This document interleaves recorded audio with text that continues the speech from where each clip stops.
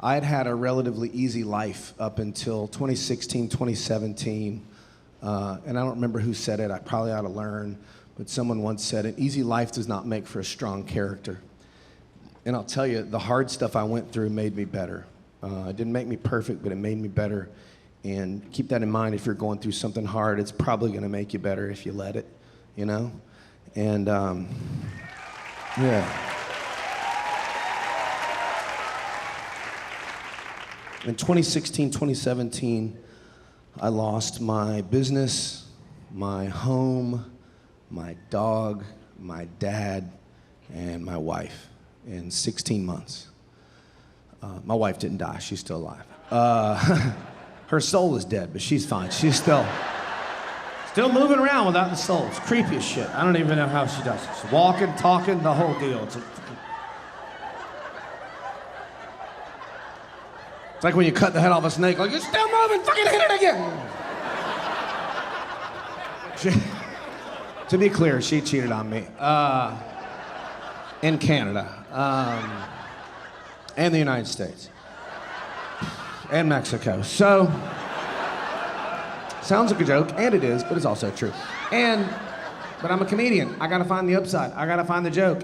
In Canada, United States, Mexico, that's cum. You know what I mean? And so, like, that's kind of funny. As an acronym.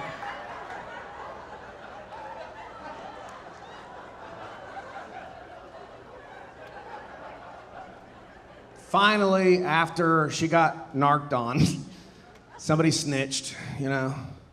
And she had to tell me something. She was like, okay, I met a guy in Mexico, and then I flew to Montreal, and it was like, she's telling me all this, and I'm like furious, because we didn't have money for all that travel. You know what I mean?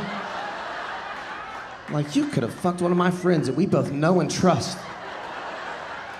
You could have slept with one of our neighbors for free. Sure, George is a little older, but he's a hell of a nice guy. Got a new 4Runner.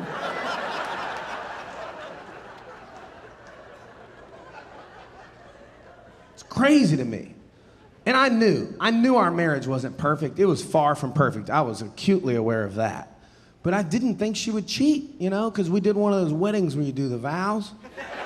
And I thought we were for real. I didn't know it was a goof. And it turns out there's a part of her vows. She's like, if you don't make a lot of money, I'll fuck a Canadian. And I didn't even hear that part. I missed that altogether.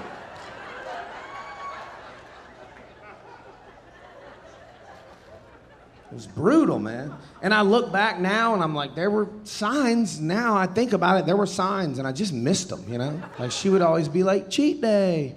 And I thought that was the day I was allowed to eat carbohydrates, you know? And turns out it was the day she was gonna fly to Montreal and bang that dude she met in Tulum. And I just totally did not catch it at all. She'd be like, cheat day. I'd be like, pizza. And she'd be like, sausage. And that's my Mike Johnson impersonation.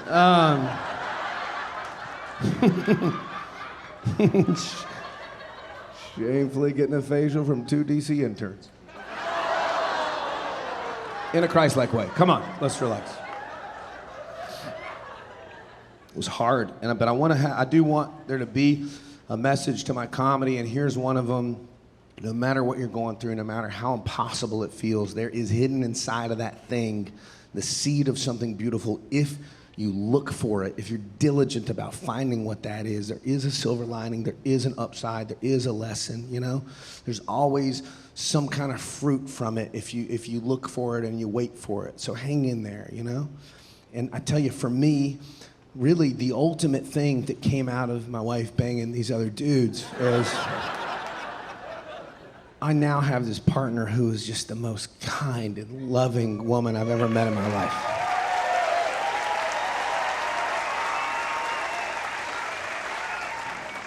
And she's a little younger than me. I didn't do that on purpose. It just kind of happened. We were on Bumble. She had to message me first. It was really her deal.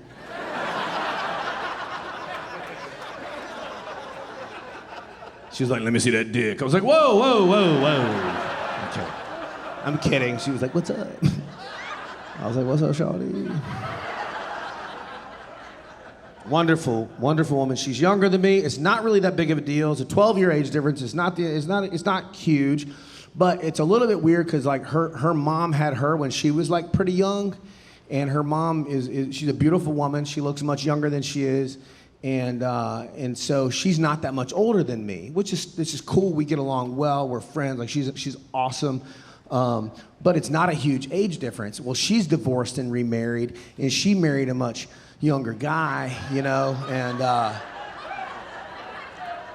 like I knew he was younger than her, but I didn't really know how young he was until I tried to log into his HBO Max account, and like we were watching movies one night, and my girl was in the kitchen. I was like, hey, babe, remind me your stepdad's login for HBO Max. And she was like, blah, blah, blah, 1983.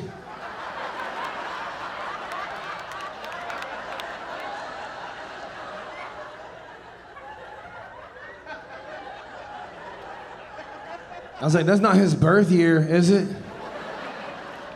She looked out of the kitchen like this. I was like, is your stepdad younger than me? And she clearly had already figured it out. She was like, everybody's fine with it, nobody cares. We all talked about it, nobody cares. Everybody's fine. I was like, you didn't tell me! Nobody should care, except for me! I've been calling him sir.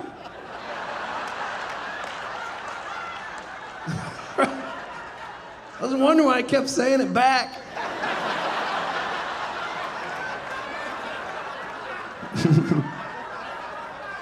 It's great though. I'm fine. I love him. He's a great kid. He really is. I mean, seriously, a really great young man. He really is. But she's got two boys, seven years old and 5 years old, cutest kids you've ever seen in your life. I mean, they're so incredibly handsome that it's ridiculous. It's hard to discipline them because they're so cute. I get mad at them and they laugh at me and I'm like, ah, it's funny. The other day, the 5-year-old, he's running down the hallway in just his tighty whities. He's running with something in his hand. And my mind is like, oh shit, why's he got it closed up in his hand like that? It's an insect. I didn't know what it was. And he goes into the bathroom, he's heading to the toilet, and I was like, whoa, whoa, whoa, whoa, whoa, what do you got there? And he goes, poop. And I was like, okay, carry on. You are totally making the right move there, boss. Don't let me throw a wrench in your system. I think you get this figured out all the way. Of course, I don't know where the turd came from. You probably should have put it straight from the butthole into the toilet. You should have skipped the hand part. You shouldn't carry turds. That's not a good place to. That was just touching with your hand. But the toilet is a perfect place for it. I lost my ass flipping houses, and you're like, what? How'd you do that in 2016? I didn't. I lost my ass in 2008. But to properly lose your ass takes years. If you ever lost your ass, you don't just have it on Tuesday and lose it on Wednesday. It takes years of just getting kicked in the nuts every day to fully perfect losing your ass, and I did. And people were like, did you declare bankruptcy? I'm like, no, I did not have enough money to declare bankruptcy. I went to a bankruptcy attorney, and they're like, well, it's about $3,500 to get started. And I was like, I would have to borrow the money to fucking declare bankruptcy. I guess I'll just ride it out, dog, you know? But it was tough. If you've ever lost a lot financially, I had 6 rental houses by the time I was 26. Busted my ass to get there. By the time I was 36, I was living in a station wagon, touring all over this country doing this. And you know what? I'm glad. I'm glad I failed. And I'm glad my wife cheated. And I'm glad I lost my ass. You know? And it's crazy to say, but I am. Because sometimes something gets out of your life to make room for something better, you know? I saw...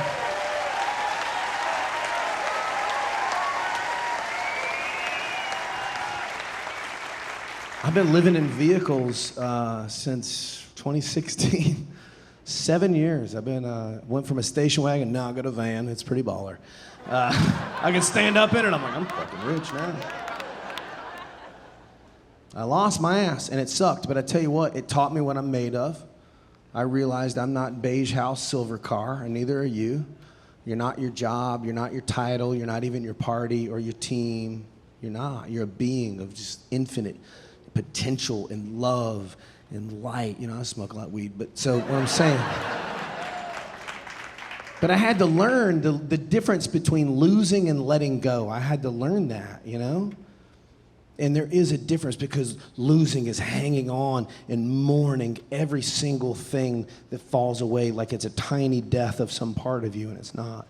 And then losing, this switch flips, and you start just letting it go. And I had to learn that. I mean, like, they physically took all my shit. But once, I didn't have a choice. Existentially, I got it.